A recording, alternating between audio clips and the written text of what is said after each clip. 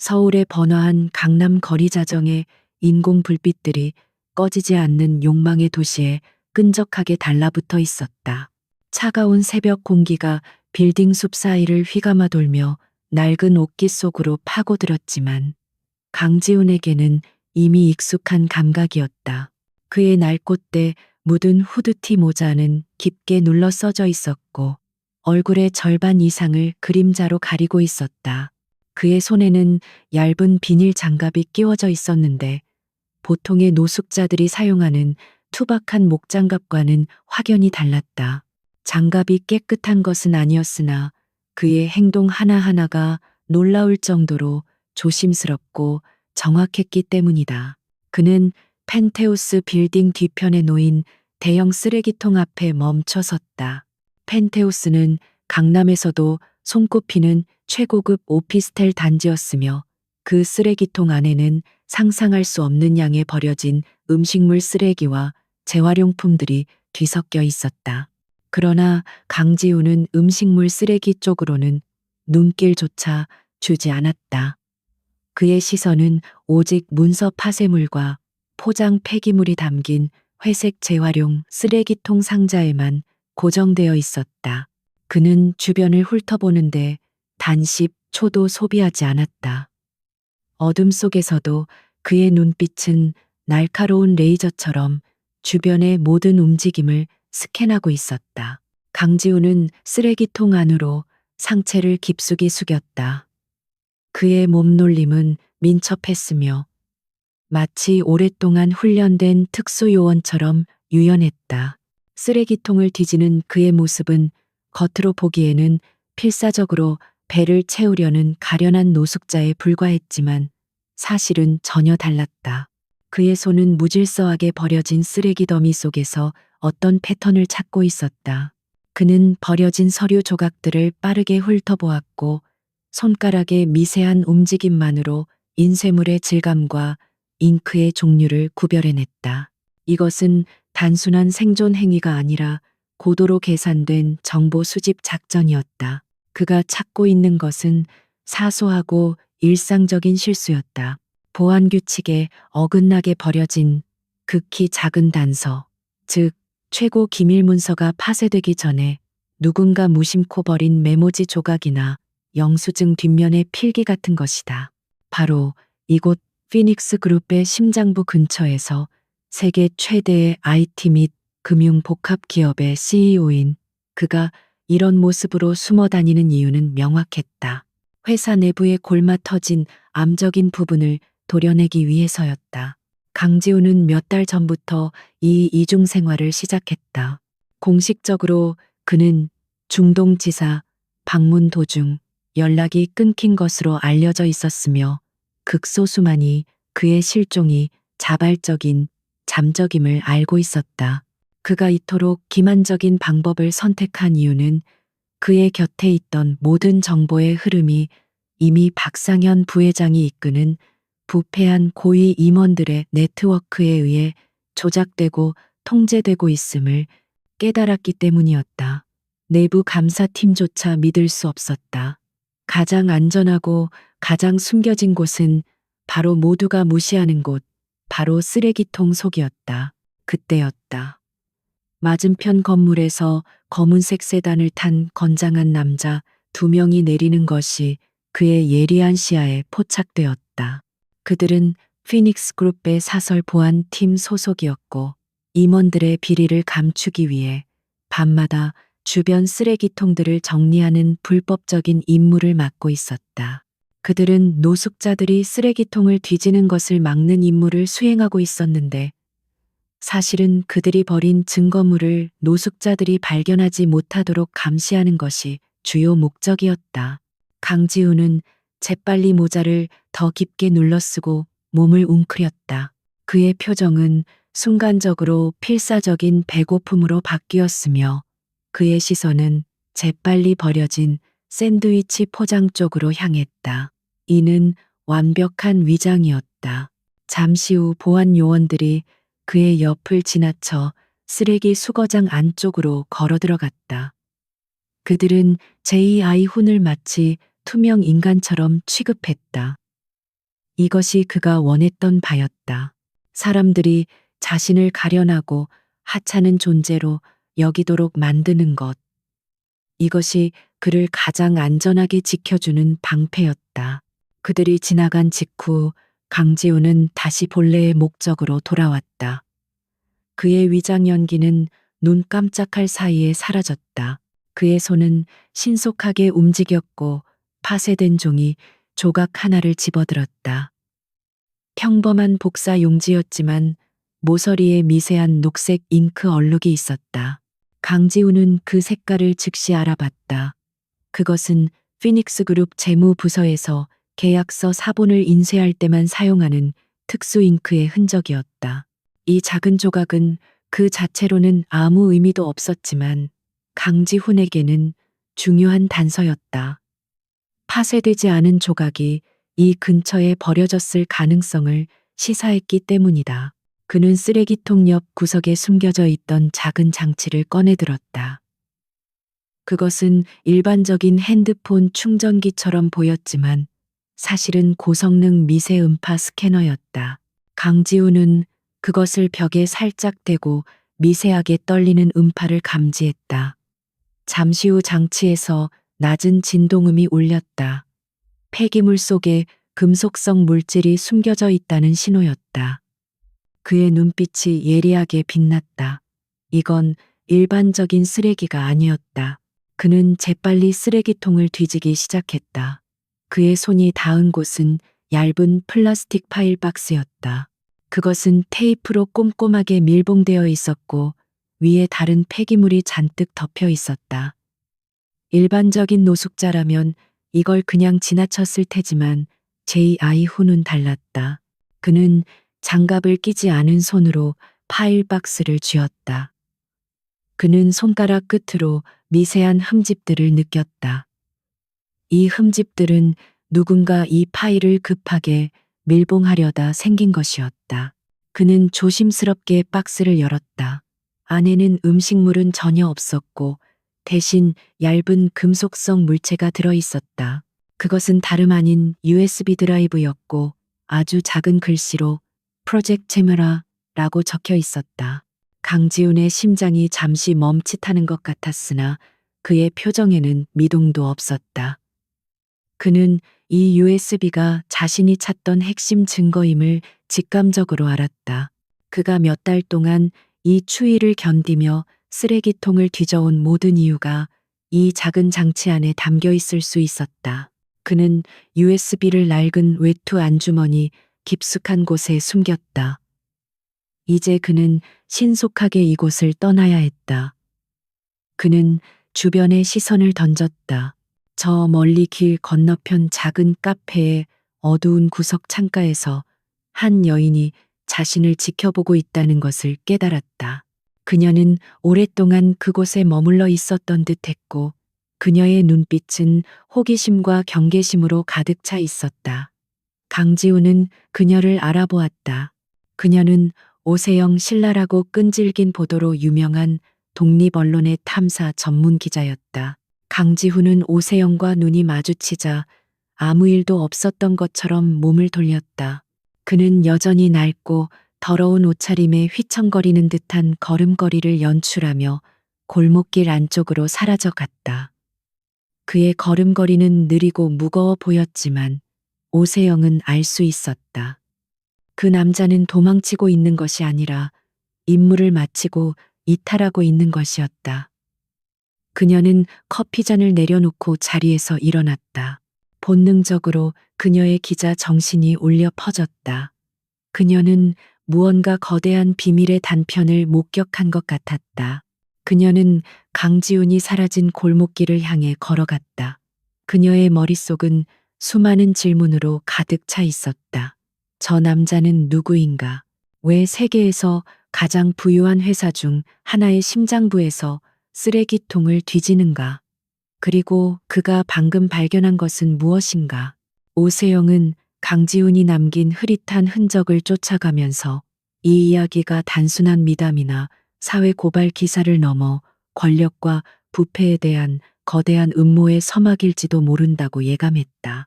한편 강지훈은 인적이 드문 지하철 역사의 벤치에 앉았다. 그는 USB 드라이브를 꺼내 낡은 노트북에 연결했다. USB는 암호화되어 있었고 일반적인 해킹 시도로는 열리지 않았다. 강지우는 미소를 지었다.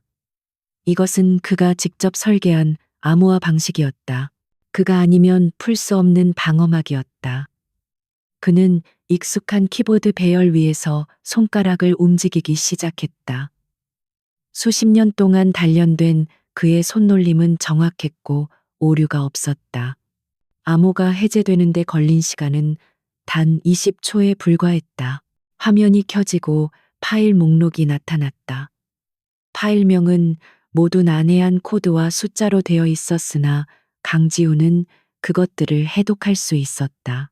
그 파일들은 피닉스 그룹의 차세대 인공지능 기술인 아키텍처 지도의 핵심 설계 도면과 이를 와이펄 택치라는 외국 경쟁사에 비정상적으로 낮은 가격에 매각하려는 박상현 부회장에 서명된 계약 초안들이었다. 그가 의심했던 대로였다. 회사의 존립 자체를 위협하는 규모의 배신 행위가 이 작은 USB 안에 담겨 있었다. 강지우는 노트북 화면에서 눈을 떼지 않았다. 그의 눈빛은 이전보다 더 차갑고 단호해졌다. 그는 자신의 모든 것을 걸고 이 싸움을 시작했으며 이제 그 증거를 확보했다. 하지만 이것은 시작에 불과했다. 박상현의 네트워크는 광범위했고 이 증거를 세상에 공개하는 것은 곧 전쟁을 선포하는 것과 같았다. 강지우는 알고 있었다. 그가 CEO라는 사실이 드러나는 순간 박상현은 그를 제거하기 위해 모든 수단을 동원할 것이라는 것을. 그의 위장은 계속되어야 했다. 그는 여전히 쓰레기통 속의 사냥꾼이어야 했다. 쓰레기통에서 발굴한 USB 드라이브는 강지훈이 짊어져야 할 짐의 무게를 수치화하여 보여주었다.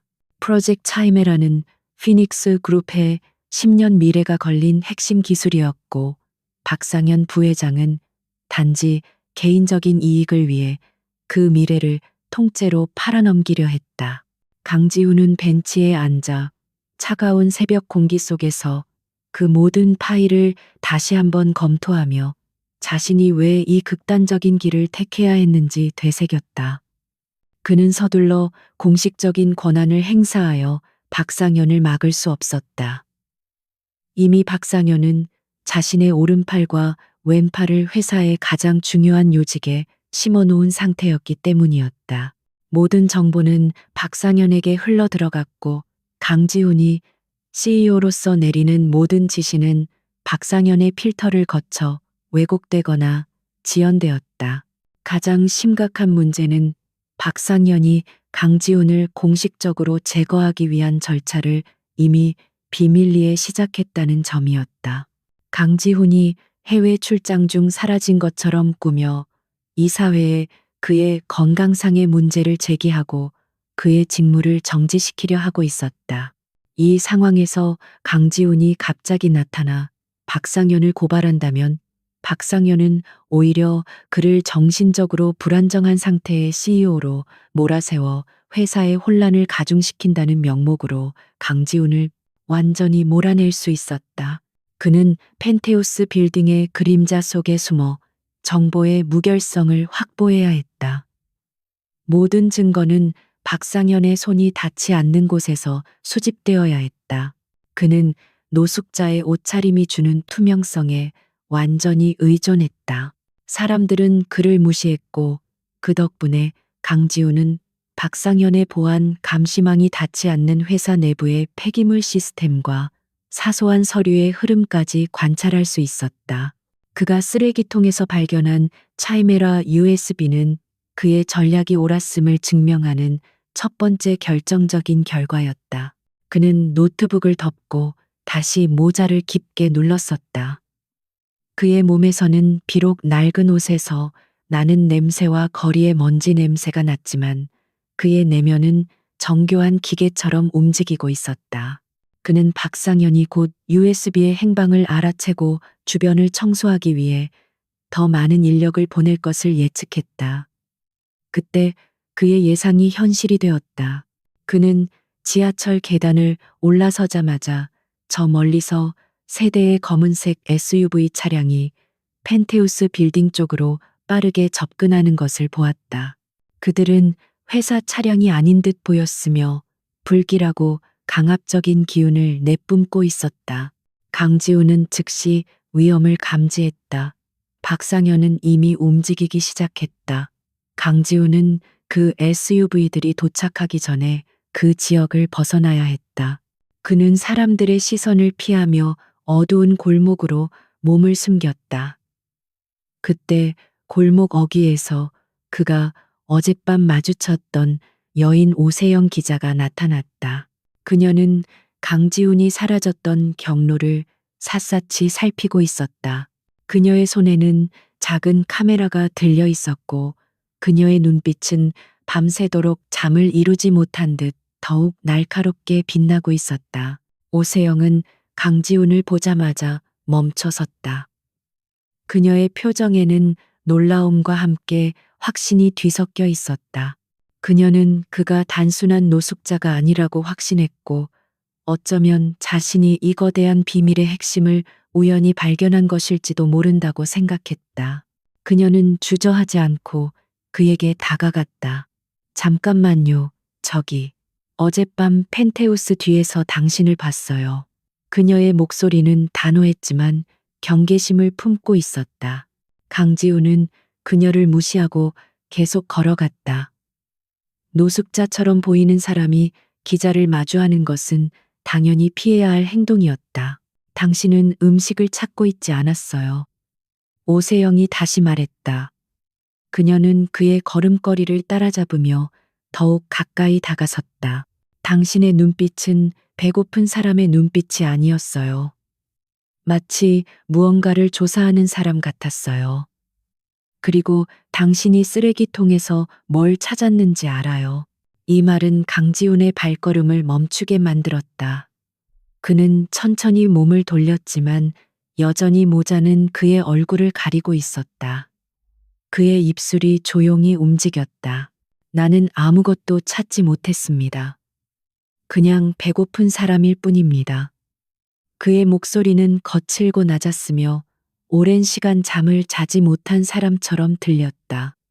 그러나 오세영은 그의 말을 믿지 않았다. 당신이 걸어다니는 방식을 봤어요. 당신이 보안 카메라를 피하는 방식을 봤다고요. 일반적인 노숙자는 주변 환경에 그렇게 민감하게 반응하지 않아요. 그리고 당신이 쓰레기통을 뒤질 때 장갑을 낀 방식은 마치 증거물을 다루는 전문가 같았어요. 당신은 피닉스 그룹과 관련이 있나요? 그녀의 질문은 정확하게 핵심을 찔렀다.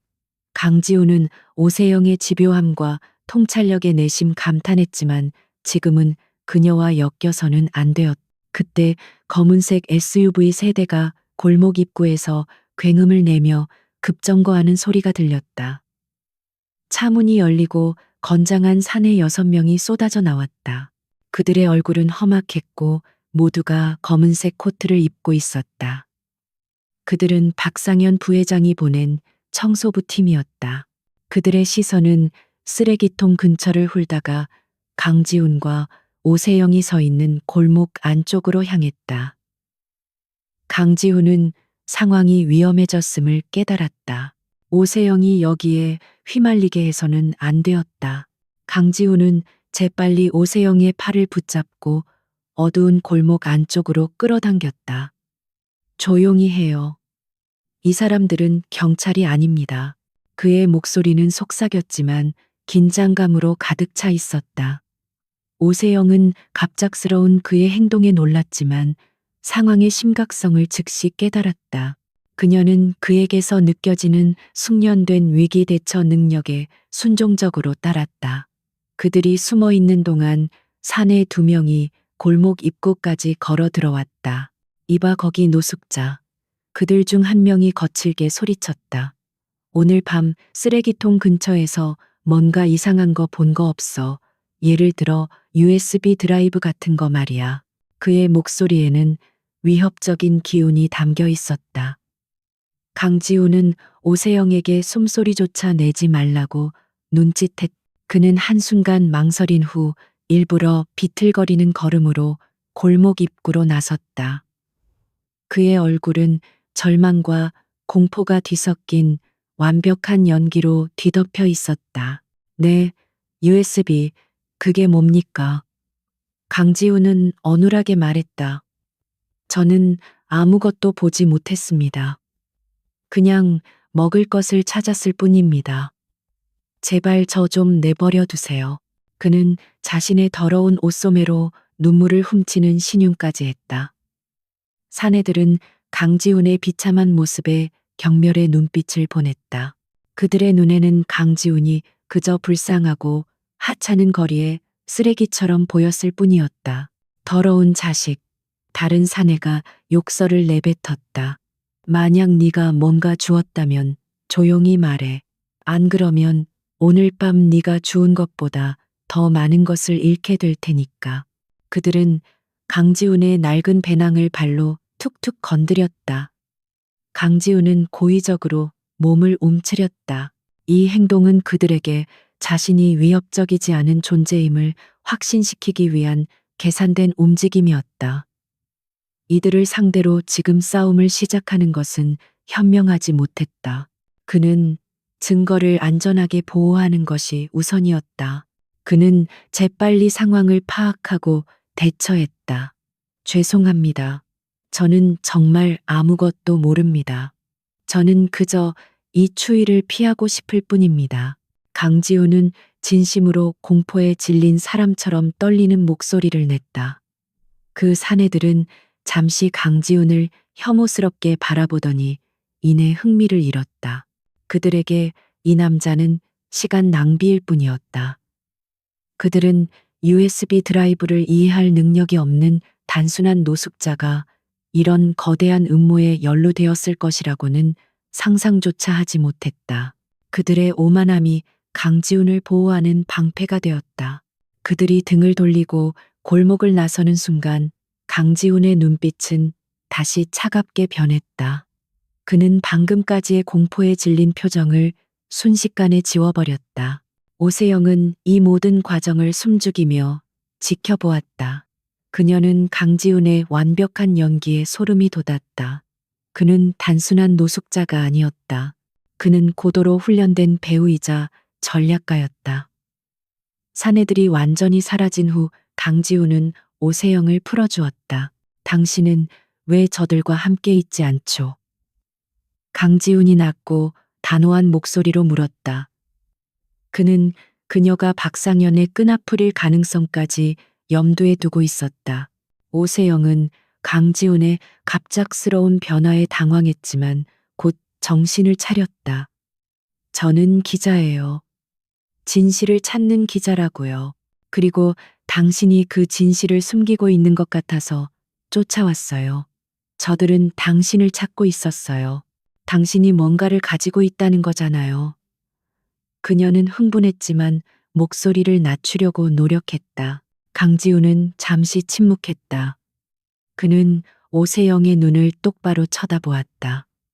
그녀의 눈빛은 순수하게 정의감과 호기심으로 가득 차 있었다. 그는 이 여인을 믿을 수 있을지 판단해야 했다. 만약 그녀를 이용할 수 있다면 박상현에게 엄청난 압박을 가할 수 있는 외부 변수가 될 수 있었다. 그러나 그녀의 안전을 보장할 수 있을지 확신할 수 없었다. 가세요, 기자님. 당신은 너무 많은 것을 보고 들었습니다. 강지우는 그녀를 밀어내며 말했다. 가지 않을 거예요. 오세영이 단호하게 대답했다. 당신이 누군지 모르겠지만 당신이 쫓는 것이 피닉스 그룹의 고위 임원들과 관련된 것이라면 저도 연관되어야 해요. 저는 그들의 부패에 대해 오랫동안 의심해 왔어요. 그녀는 자신의 명함을 강지훈의 손에 쥐어주었다. 명함에는 The Truth Watch 라는 작은 독립 언론사의 이름이 적혀 있었다.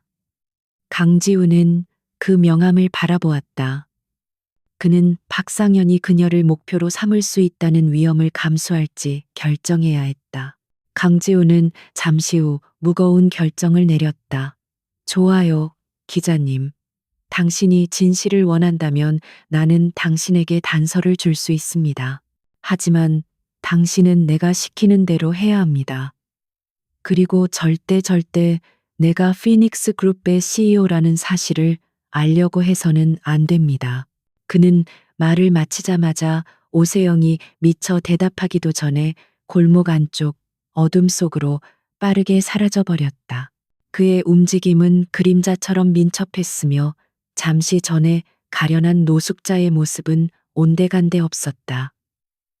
오세영은 명함을 쥔 채 방금 벌어진 모든 일에 압도되어 서 있었다. 그녀는 자신이 예상했던 것보다 훨씬 더 위험하고 거대한 무언가에 발을 들여놓았음을 직감했다. 강지훈이 오세영에게 남긴 미묘한 경고는 단순한 위협이 아니었다. 그것은 복잡한 전략의 일부분이었다. 그는 그녀의 호기심과 정의감을 이용해야 했지만 그녀가 자신의 진정한 신분을 알아내는 것은 곧 박상현에게 자신의 약점을 노출하는 결과를 초래할 수 있었다.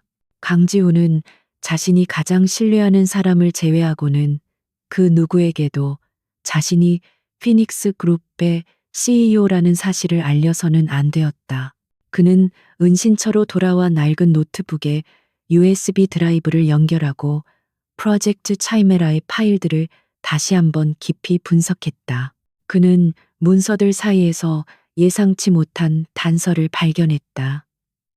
그것은 버려진 메모에 대한 언급이었다. 박상현의 거래 문건 중 하나에 폐기된 메모를 확실히 처리하라는 지시가 있었다. 그 메모는 카이메라 기술 유출에 대한 세부 계획 중 가장 민감한 부분, 즉 기술을 어떤 경로로 마이펄텍에 전달할지에 대한 내용이 담겨 있을 가능성이 높았다. 강지우는 직감적으로 그것이 어제 자신이 쓰레기통에서 발견한 녹색 잉크 얼룩이 묻은 종이 조각과 관련이 있을 것이라고 생각했다. 그는 즉시 메모가 버려졌을 가능성이 가장 높은 장소로 향했다. 그곳은 펜테우스 빌딩의 옥상 정원이었다. 흡연 구역으로 지정된 그곳은 고위 임원들이 자주 이용하는 장소였고 강지우는 박상현이 스트레스를 받으면 습관적으로 메모를 구겨서 공중에 던지곤 했다는 사실을 기억하고 있었다. 강지우는 다시 한번 낡은 옷을 입고 건물 보안망을 피해 옥상으로 잠입했다. 그는 숙련된 등반가처럼 미끄러지듯 움직였고 그의 움직임에는 거리의 노숙자에게서는 상상할 수 없는 정밀함이 있었다. 옥상 정원은 밤안개에 휩싸여 있었다.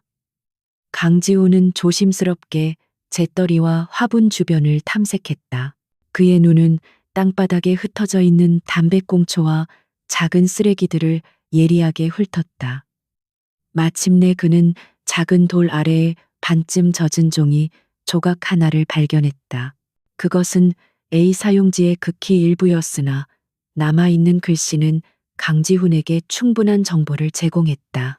지하 주차장 B3 컨테이너 733-22-071 후 그리고 박상현의 서명이 아닌 그를 돕는 외부 협력자의 약자처럼 보이는 KW라는 이니셜이 희미하게 남아 있었다.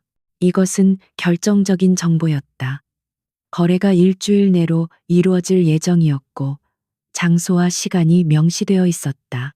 하지만 누가 KW이며 그가 박상현의 네트워크에서 어떤 역할을 하는지 알아내야 했다. 강지우는 이 정보를 당장 경찰이나 내부 감사팀에 넘겨줄 수 없었다. 그들이 움직이면 박상현에게 경고를 주게 되고 그는 증거를 완벽하게 파괴할 시간을 벌게 될 것이었다. 강지우는 은밀하게 움직여야 했고 그 거래 현장에서 그들을 현행범으로 체포할 계획을 세워야 했다. 강지우는 옥상을 빠져나와 자신이 임시로 머무는 폐차장의 낡은 컨테이너로 돌아왔다. 그곳은 겉보기엔 노숙자의 거처였지만 안에는 고성능 통신 장비와 감청 탐지 장치들이 은밀하게 숨겨져 있었다. 그는 KW라는 이니셜을 사용하여 피닉스 그룹 내부 및 관련 회사의 모든 통신 기록과 출입 기록을 검색하기 시작했다. 그는 이 작은 컨테이너를 자신의 작전 사령부로 사용하고 있었다. 그의 집요한 검색은 곧 결실을 맺었다. 김원택 김원타이. 그는 피닉스 그룹의 경쟁사인 모아이펄테크의 아시아 태평양 지역 최고 전략 책임자 CSO였다. 김원태는 오랫동안 피닉스 그룹의 기술을 빼돌리려 시도했던 악명 높은 인물이었다. 박상현과 김원태의 연결고리가 확인되자 강지훈은 박상현의 배신이 단순한 횡령이 아니라 기업 스파이 행위의 정점임을 확신하게 되었다. 강지훈이 조사를 진행하는 동안 오세영 기자는 강지훈이 어젯밤 자신에게 던지고 간 수수께끼 같은 말을 곱씹고 있었다. 그녀는 강지훈이 노숙자라고 보기에는 너무나 비범하다고 판단했고 그가 피닉스 그룹의 내부와 관련된 인물이라고 확신했다. 그녀는 강지훈의 낡은 옷차림에도 불구하고 느껴지는 통제력과 냉철함이 평범한 사람의 것이 아님을 알았다. 오세영은 그에게 받은 단서를 토대로 피닉스 그룹의 비정상적인 회계 기록을 파고들기 시작했다. 그녀는 박상현 부회장이 최근 몇 달 동안 외부 컨설팅 비용으로 수백억 원을 지출했으며 그 컨설팅 회사들이 모두 유령 회사이거나 실제로 존재하지 않는 주소에 등록되어 있음을 발견했다. 이것은 전형적인 비자금 조성의 수법이었다. 그녀는 이 정보를 기사화하여 박상현에게 압박을 가할 계획을 세웠다. 그녀는 박상현의 비리를 파헤치던 중 하나의 흥미로운 사실을 발견했다. 피닉스 그룹의 창립자이자 전임 CEO였던 강지훈의 아버지가 과거에 박상현에게 한 차례 회사 자금 횡령 혐의로 경고를 준 적이 있다는 것이다. 그러나 박상현은 아버지 CEO의 병환으로 인해 그 혐의를 교묘하게 빠져나갔다. 오세영은 이 사건이 현재의 음모와 깊은 관련이 있음을 직감했다. 박상현은 단순한 탐욕이 아니라 오래된 복수심과 권력 찬탈을 위해 움직이고 있는 것 같았다. 오세영은 강지훈이 왜 자신의 신분을 숨기고 쓰레기통을 뒤지는지 이해하기 시작했다. 박상현의 네트워크는 너무 광범위하고 깊어서 공식적인 경로를 통해서는 절대 그를 무너뜨릴 수 없었을 것이다. CEO 강지훈은 이미 회사의 통제권을 상당 부분 잃었을 가능성이 높았다. 그녀는 자신의 추론이 맞는지 확인하기 위해 강지훈의 과거 사진을 찾기 시작했다. CEO 강지훈은 공식 석상에 거의 모습을 드러내지 않아 그의 사진을 구하기는 하늘의 별 따기였으나 그녀는 대학 시절의 오래된 경제지 기사에서 그의 사진을 찾아냈다. 사진 속에 젊고 카리스마 넘치는 강지훈은 지금의 초췌한 노숙자와는 극단적으로 달랐지만 그의 눈빛은 동일한 불꽃을 담고 있었다. 그 순간 오세영은 충격과 전율을 느꼈다.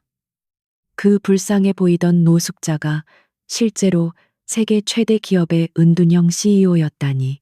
이 사실은 그녀의 기사를 단순한 비리, 폭로에서 세기의 특종으로 바꿔놓을 만한 파괴력을 가지고 있었다. 그녀는 이 거대한 비밀을 어떻게 다뤄야 할지 갈등했다. 당장 이 사실을 폭로하는 것은 강지훈을 위험에 빠뜨리는 일이 될 수 있었다. 오세영은 강지훈에게서 받은 명확한 지시가 없었기 때문에 일단 박상현의 비자금 조성 혐의에 대한 기사를 먼저 작성하고 강지훈의 신분은 최후의 무기로 남겨두기로 결정했다. 그녀는 기사 초안을 작성한 후 박상현에게 직접 전화를 걸었다. 그녀의 목소리는 평소처럼 침착했지만 단호했다. 박 부회장님, The Truth Watch의 오세영 기자입니다. 저는 부회장님의 비정상적인 외부 컨설팅 계약에 대한 자료를 확보했습니다. 해명하실 의향이 있으신가요? 김원태는 상황 파악이 되지 않아 혼란스러워했다. 강지훈, 그게 누군데 저 더러운 노숙자가 어떻게 CEO라는 거야. 그는 자신의 경호원들을 독려했다. 너희들 뭐 하는 거야? 저놈을 당장 끌어내. 우리가 먼저 계약서를 확보해야 해. 김원태는 오직 탐욕과 거래 성사만을 생각하고 있었다. 그의 경호원들은 다시 무기를 들고 강지훈에게 달려들었다. 그러나 청소부팀은 박상현의 말을 따르지 않았다. 그들은 강지훈을 잡으라는 박상현의 지시를 받았지만 사실 그들 중 일부는 김원태에게 이중으로 고용되어 있었다. 김원태는 거래가 성사된 후 박상현마저 제거하고 프로젝트 치메라를 단독으로 차지할 계획을 세웠던 것이다. 상황은 강지훈의 예측보다 훨씬 더 복잡하고 위험하게 돌아가고 있었다. 청소부팀은 박상현을 포위하기 시작했다. 강지훈은 침착하게 몸을 움직였다. 그는 격투의 전문가였지만 그의 목표는 싸움을 끝내는 것이었다. 그는 경호원들을 제압하는 동시에 박상현이 손에 쥔 물리적인 계약서 사본을 확보하는 데 집중했다. 박상현은 그 계약서를 마지막 보루처럼 움켜쥐고 있었다. 강지훈은 경호원 한 명의 공격을 막아내며 몸을 회전시켜 박상현에게 접근했고 박상현의 손을 정확하게 가격하여 계약서를 공중에 띄웠다.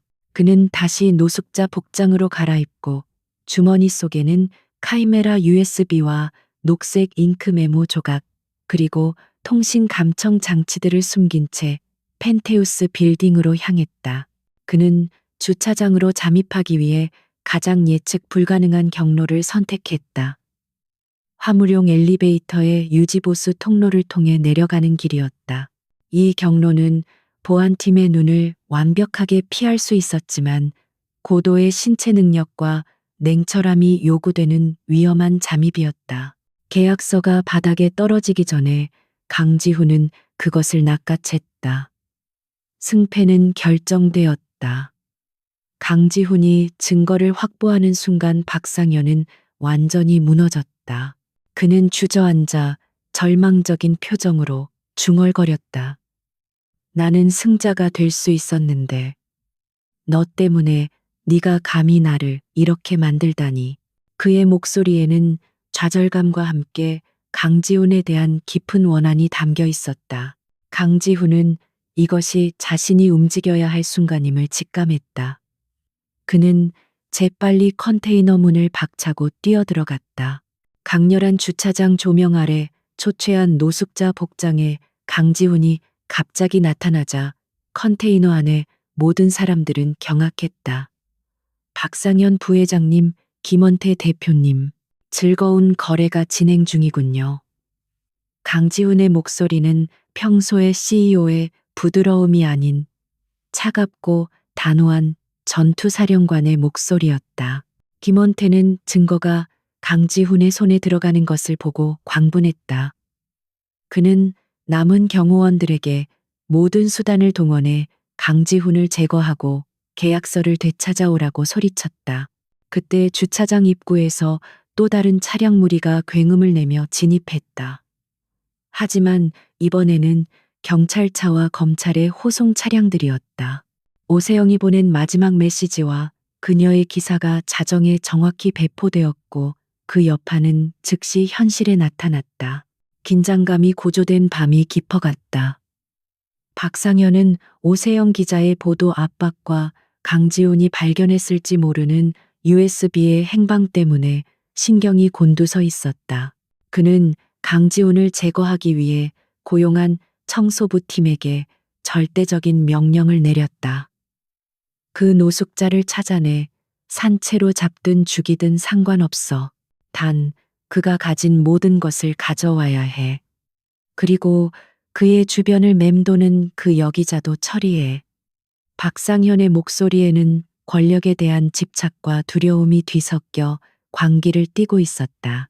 오세영의 기사는 박상현의 비자금 조성 혐의를 폭로하는 동시에 강지훈 CEO의 극적인 실종과 잠입 수사의 전말을 예고했다. 그녀는 강지훈이 자신에게 남긴 단서를 통해 박상현이 프로젝트 제메라를 프리아이펄텍에 팔아넘기는 거래를 시도하고 있음을 경찰에게 익명으로 제보했다. 경찰과 검찰 특수수사대는 오세영의 기사와 제보를 근거로 현장을 급습했다. 박상현은 강지훈을 보고 잠시 말을 잇지 못했다. 강지훈, 네가 어떻게 여기에, 그리고 그 몰골은 뭐야? 그의 얼굴은 분노와 공포로 일그러졌다. 김원태는 강지훈이 CEO임을 전혀 모르고 있었기에 그저 방해꾼이 나타났다고 생각하고 경호원들에게 소리쳤다. 저 노숙자 당장 끌어내 감히 우리 거래를 방해하다니. 검찰 수사관들이 주차장으로 들이닥치자 김원태의 경호원들은 저항을 멈추고 무기를 버렸다. 그들은 상황이 이미 끝났음을 직감했다. 강지훈은 초췌한 노숙자 복장을 한 채 방금 확보한 물리적 계약서와 USB를 검찰 수사관들에게 넘겨주었다. 수사관들은 강지훈의 겉모습에 잠시 당황했지만 그의 당당하고 냉철한 태도와 그가 제공한 명확한 증거물에 압도되어 그의 지시에 따랐다. B3 주차장에 도착한 강지훈은 그림자 속으로 몸을 숨겼다.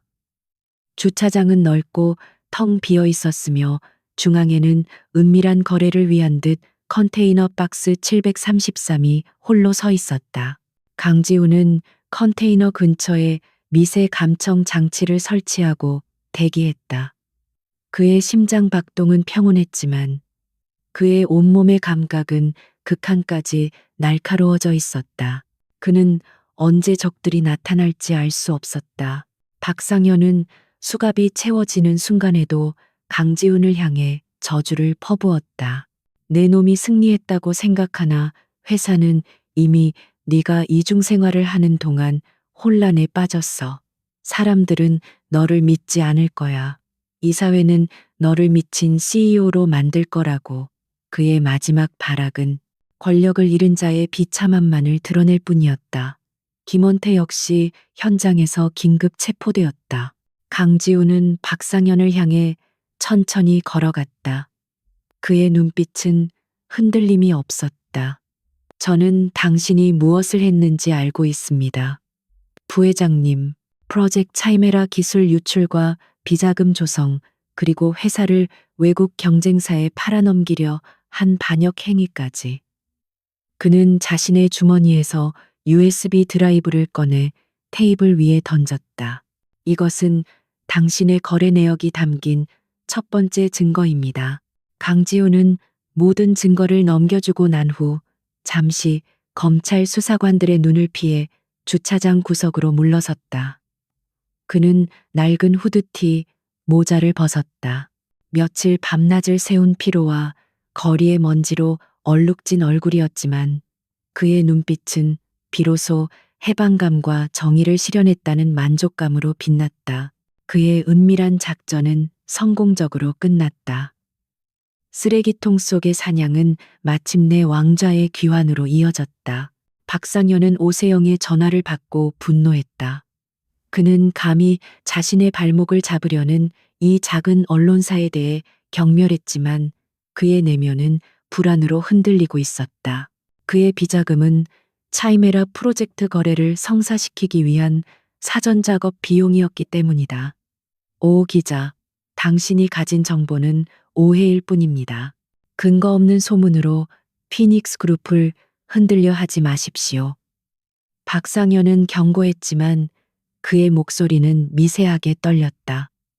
오세영은 그의 동요를 감지했다.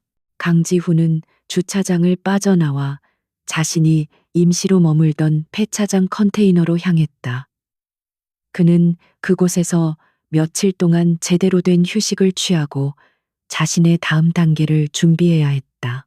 그는 이제 공식적으로 CEO로 복귀해야 했고 박상현의 비리가 노출된 후유증으로 혼란에 빠진 피닉스 그룹을 안정시켜야 했다. 그의 복귀는 단순한 경영 복귀가 아니었다. 그것은 도덕적 권위의 회복을 의미했다. 박상현은 USB를 보자마자 몸이 굳어버렸다. 그는 경호원들에게 USB를 회수하라고 명령했지만 이미 상황은 통제 불능이었다. 김원태는 강지훈의 정체를 몰랐지만 그가 이 모든 것을 알고 있다는 사실에 분노하며 경호원들에게 강지훈을 공격하라고 지시했다. 전투가 시작되었다. 다음 날 아침 전 세계 언론은 오세영 기자의 특종 보도로 인해 발칵 뒤집혔다. 세계 최대 기업 피닉스 그룹의 CEO 노숙자로 위장해 수개월간 내부 스파이 행위 및 반역 음모 직접 수사. 이 기사는 박상현의 비리와 함께 강지훈의 놀라운 헌신과 전략적 사고를 동시에 보도했다. 사람들은 충격과 함께 강지훈의 행동에 열광했다. 그의 이미지는 이제 부패와 맞서 싸우는 용기 있는 영웅으로 변모했다. 밤 10시가 되자 두 대의 차량이 주차장으로 들어섰다. 한 대는 박상현의 방탄 리무진이었고 다른 한 대는 와이펄텍 소유의 번호판을 단 검은색 세단이었다. 박상현은 경호원들을 대동한 채 리무진에서 내렸고 세단에서는 김원태가 웃는 얼굴로 걸어 나왔다. 그들은 곧바로 컨테이너 733 안으로 들어갔다. 강지훈은 감청 장치를 통해 그들의 대화를 명확하게 들을 수 있었다. 강지훈은 깨끗한 슈트를 차려입고 피닉스 그룹 본사로 돌아왔다. 이사회는 박상현의 체포와 강지훈의 복귀라는 극적인 상황에 압도되어 강지훈의 직무 복귀를 만장일치로 승인했다. 그는 곧바로 기자회견을 소집했다. 강지훈이 단상에 섰을 때 그는 지난 몇 달간의 노숙자 생활의 흔적을 전혀 찾아볼 수 없는 카리스마 넘치는 지도자의 모습이었다. 강지훈은 낡은 외투를 벗어 던졌다. 그의 몸은 날렵했고 노숙자 복장 아래에는 단련된 근육들이 숨겨져 있었다. 그는 일반적인 CEO가 아니었다.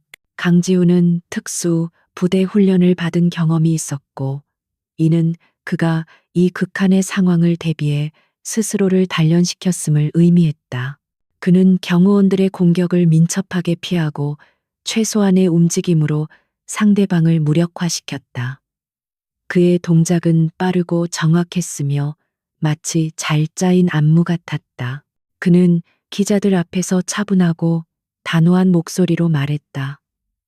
저는 회사를 지키기 위해 그리고 진실을 찾기 위해 가장 낮은 곳으로 내려가야 했습니다. 제 눈으로 직접 보지 않고서는 그들의 부패가 얼마나 깊은지 알 수 없었기 때문입니다. 쓰레기통은 세상의 가장 깊은 곳을 보여주는 거울과 같았습니다. 저는 그곳에서 우리 회사의 근본을 위협하는 악을 발견했습니다. 그 시각 강지훈은 박상현의 통신량을 면밀히 감시하며 B3 주차장 거래 현장에 대한 마지막 점검을 하고 있었다. 오늘 밤이 바로 그 거래가 이루어지는 날이었다.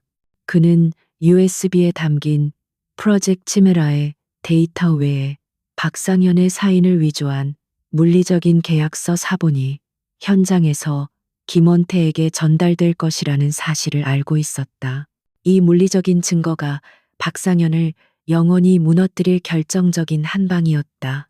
강지훈은 기자회견장에서 오세영 기자를 특별히 언급하며 그녀의 용기와 끈기에 감사를 표했다. 오세영 기자의 끈질긴 추적이 없었다면 이 모든 진실은 드러나지 않았을지도 모릅니다. 그녀는 진정한 정의의 파수꾼이었습니다. 이 언급은 오세영 기자에게 엄청난 명예를 안겨주었다. 강지훈은 자신의 고독한 싸움이 외롭지 않았음을, 그리고 사회의 감시와 언론의 역할이 얼마나 중요한지를 전 세계에 보여주었다. 오세영은 강지훈의 일련의 행동을 처음부터 끝까지 지켜보았다. 그녀는 그가 노숙자처럼 보였지만 그의 움직임과 태도에서 느껴지는 압도적인 아우라의 이상함을 느꼈다. 그는 음식을 찾지 않았다. 그는 사냥을 하고 있었다. 그는 쓰레기통 속에서 무언가를 발굴하고 있었고 그 과정은 군사 작전처럼 정밀했다. 그녀는 그의 눈빛을 보았다. 그것은 절망에 찬 사람의 눈빛이 아니라 전략가의 눈빛이었다. 강지훈의 기자회견은 전 세계에 큰 반향을 일으켰다. 그의 이야기는 단순한 기업 스캔들을 넘어 권력과 겸손 진실과 위장에 대한 강력한 메시지를 전달했다. 피닉스 그룹의 주가는 일시적으로 하락했지만 곧바로 강지훈의 압도적인 리더십과 도덕적 결단에 대한 신뢰가 형성되면서 기록적인 상승세로 전환되었다. 사람들은 강지훈을 단순한 CEO가 아니라 오래된 부패를 청산하고 기업 윤리를 바로 세운 상징적인 인물로 존경하기 시작했다. 경호원 한 명이 그에게 육중한 주먹을 휘둘렀지만 강지훈은 몸을 숙여 피하고 곧바로 상대의 관절을 가격하여 쓰러뜨렸다. 또 다른 경호원이 뒤에서 달려들었지만 강지훈은 폐기된 파이프 조각을 이용해 정확하게 그의 손목을 쳐서 무기를 떨어뜨렸다. 주차장은 순식간에 치열한 싸움터로 변했다. 노숙자의 외모를 한 CEO는 압도적인 전투력으로 모든 적들을 제압해 나갔다. 그의 복귀 후 강지훈은 즉시 박상현이 심어놓은 모든 부패한 임원들을 해임하고 회사의 투명성과 내부 감찰 시스템을 혁신적으로 개편하는 작업에 착수했다. 그는 프로젝트 치메라를 경쟁사에 유출하려던 계획을 완전히 무산시키고 이 기술을 더욱 공익적인 방향으로 발전시키기 위한 새로운 비전을 제시했다. 강지훈은 이 모든 과정을 투명하게 공개하며 과거 박상현의 은폐와 조작과는 정반대의 행보를 보였다. 박 부회장님으로서 우리는 세계 IT 산업의 패권을 갖게 되는 겁니다. 피닉스 그룹은 이제 껍데기만 남을 뿐입니다. 김원태의 목소리에는 승리감과 조롱이 뒤섞여 있었다. 박상현은 거만하게 웃으며 대답했다. 김 대표 거래는 깔끔해야지. 계약서와 데이터를 확인해 보십시오. 강지훈 그 멍청한 놈이 어디서 굴러다니는지도 모르는 사이에 모든 것이 끝날 겁니다. 그는 강지훈을 언급하며 경멸을 숨기지 않았다. 강지훈은 복귀 후에도 자신의 과거 노숙자 경험을 잊지 않았다. 그는 회사의 사회공헌 프로그램을 대폭 확장하여 노숙자와 소외 계층을 위한 직업훈련 및 주거 지원에 막대한 투자를 감행했다. 그는 이 행동이 단순한 자선 행위가 아니라 자신이 쓰레기통에서 발견했던 인간의 존엄성을 회복하는 일이라고 생각했다. 그가 가장 낮은 곳에서 회사의 가장 큰 위협을 발견했듯이 그는 가장 낮은 곳에서 회사의 미래를 위한 새로운 가치를 찾아야 한다고 믿었다. 박상현은 이 광경을 보고 공포에 질렸다.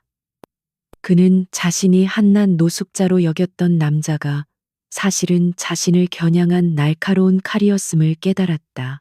그는 김원태가 준 계약서 사본을 움켜쥐고 도망치려 했지만 강지훈이 이미 그의 퇴로를 막고 있었다. 어디로 가시려는 겁니까, 부회장님? 당신의 무대는 이제 시작입니다. 강지훈은 마지막 경호원까지 제압한 후 숨을 헐떡이면서도 여전히 냉정하게 말했다. 한편 오세영 기자는 이 세기의 특종 보도로 인해 명성을 얻었고 그녀가 속한 독립 언론사 The Truth Watch는 거대 언론사와 어깨를 나란히 하는 영향력을 갖게 되었다. 그녀는 강지훈과의 마지막 통화 이후 그를 직접 만날 기회가 없었지만 강지훈은 그녀에게 개인적으로 감사의 메시지와 함께 그녀의 언론 활동을 지원할 의사가 있음을 전했다. 강지훈은 오세영의 날카로운 눈빛과 용기 있는 행동이 자신의 싸움에 결정적인 역할을 했음을 인정했다. 강지훈은 폐차장 컨테이너에서 박상현의 네트워크 통신량이 갑자기 폭증하는 것을 감지했다. 그는 오세영이 뭔가 행동을 취했음을 깨달았다. 그는 그녀가 자신의 신분을 아직 폭로하지 않았기를 바라면서 그녀의 용기 있는 행동이 박상현의 주의를 분산시킬 것이라고 계산했다. 그는 이 틈을 이용해 비삼 주차장 거래 현장에 대한 정밀한 감시 계획을 최종적으로 확정했다. 그의 목표는 단 하나, 김원태와 박상현이 프로젝트 치메라의 물리적 데이터를 교환하는 현장을 포착하는 것이었다. 오세영은 강지훈에게 받은 격려에 힘입어 박상현의 자녀 네트워크와 그가 연루된 금융 범죄를 끝까지 파헤치는 심층 보도를 이어갔다. 그녀는 강지훈의 신분을 폭로하지 않고 그를 도왔던 자신의 결정이 옳았음을 확신했다. 그녀는 강지훈의 행동이 보여준 개인의 힘과 도덕적 책임을 가장 중요하게 여겼고, 이 이야기가 단순한 가십으로 끝나지 않고 정의의 승리로 기억되기를 바랐다. 김원태는 상황이 자신에게 불리하게 돌아가자 재빨리 자신의 경호원들에게 박상현을 포위하라고 명령했다. 저놈에게 넘기지 마. 박상현, 네가 가진 계약서를 나에게 넘겨. 이제 박상현은 강지훈과 김원태가 고용한 용병들 사이에 갇힌 고립된 존재가 되었다. 이 극적인 상황 속에서 강지훈은 박상현을 향해 걸어가며 마지막 비밀 병기를 꺼냈다. 그것은 오세영에게 보낸 메시지였다. 몇 주 후 강지훈은 오세영 기자에게 공식적인 저녁 식사를 제안했다. 그들이 만난 장소는 펜트하우스 빌딩의 최고층 레스토랑이었다.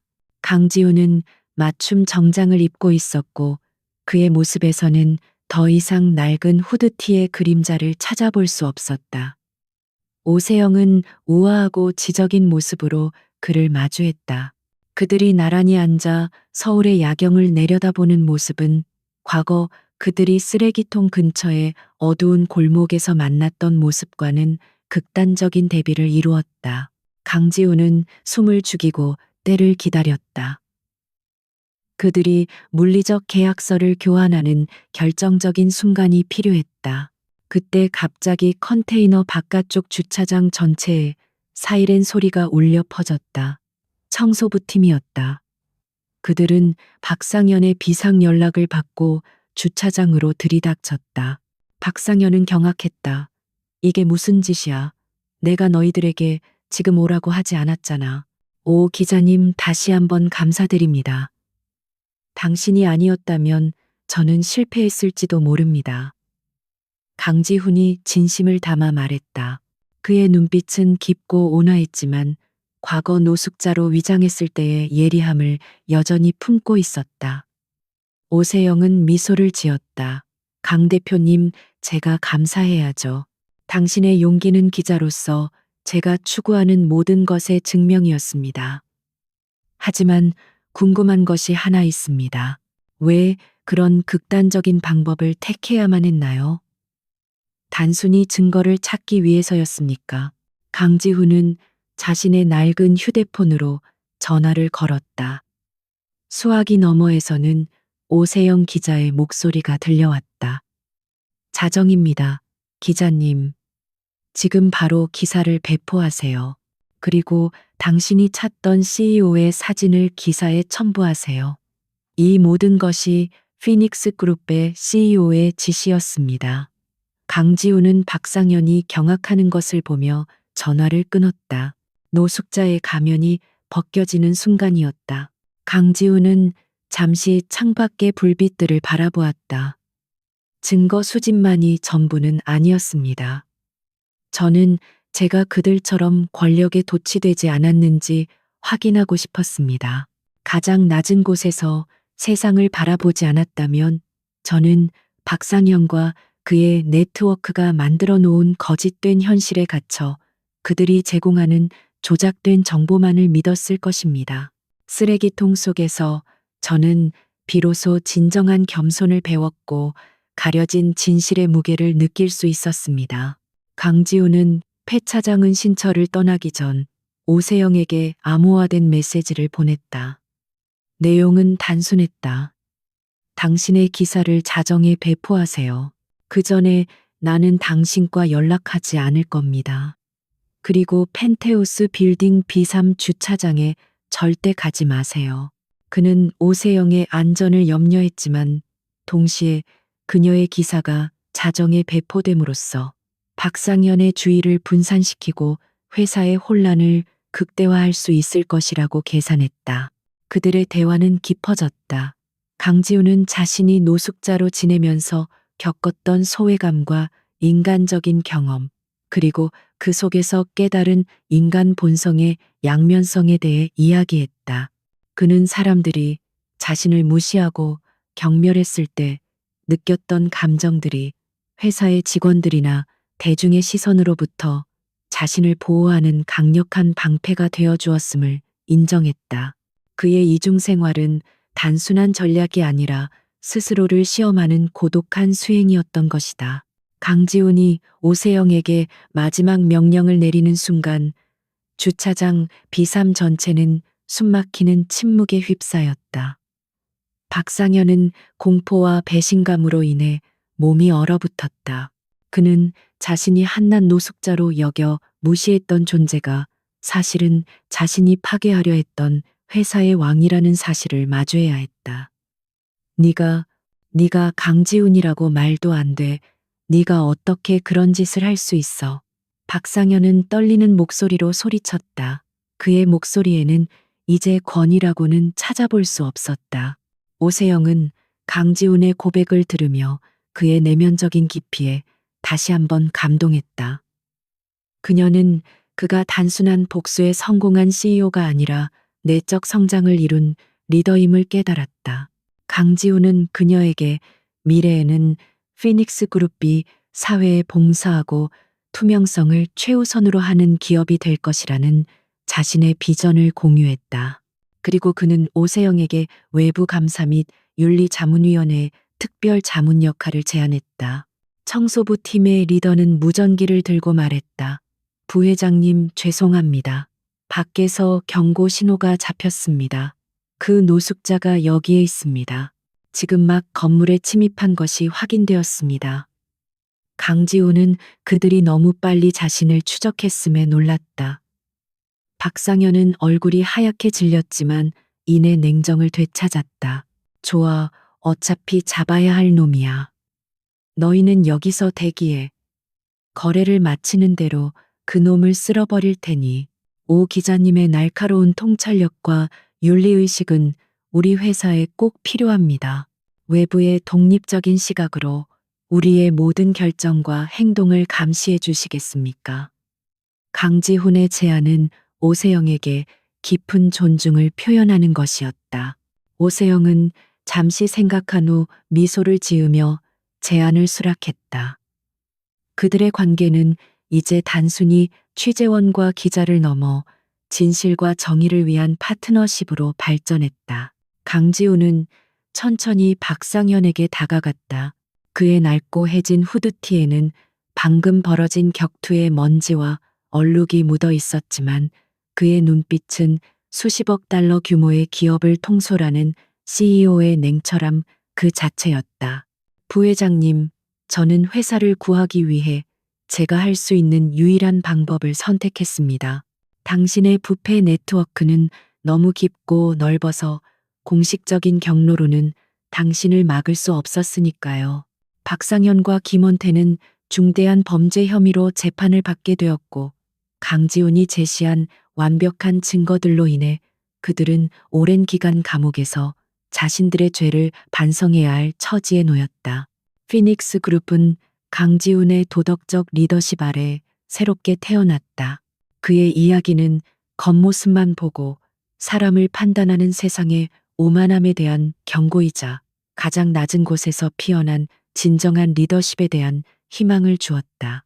강지훈은 다시 왕좌에 올랐지만 그는 자신이 쓰레기통 속에서 배웠던 겸손과 지혜를 영원히 잊지 않을 것이었다. 그의 왕좌는 이제 더욱 단단하고 도덕적인 기초 위에 세워졌다. 오해든 아니든 이 기사는 내일 아침에 나갈 겁니다. 부회장님의 해명은 기사에 포함될 수도 있고 아닐 수도 있습니다. 오세영은 통보하듯이 말하고 전화를 끊었다. 그녀의 행동은 강지훈의 계획에 예상치 못한 파문을 일으켰다. 박상현은 이제 강지훈의 움직임뿐만 아니라 외부의 위협에도 동시에 대처해야 하는 상황에 놓이게 되었다.